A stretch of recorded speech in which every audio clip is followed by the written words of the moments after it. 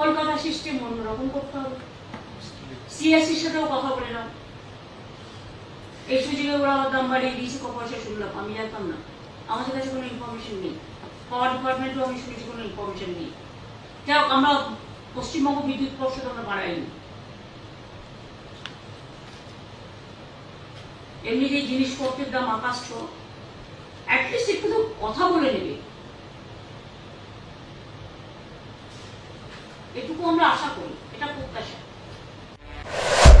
খুব ঝড় বৃষ্টি হলে টিভিটা অফ করে দেবেন কিছুক্ষণের জন্য, যতক্ষণ না থামছে, যাতে ইলেকট্রিফাইড না হয়, বিদ্যুতে তড়িতাহত কেউ না হয়। কিছুক্ষণের জন্য দরকার একটা লাইট জ্বালিয়ে রাখবেন, যেটা এমার্জেন্সি, বাদ বাকিগুলো অফ করে দেবেন। রাস্তার লাইটগুলো কিছুক্ষণের জন্য অফ করে দেবেন, যাতে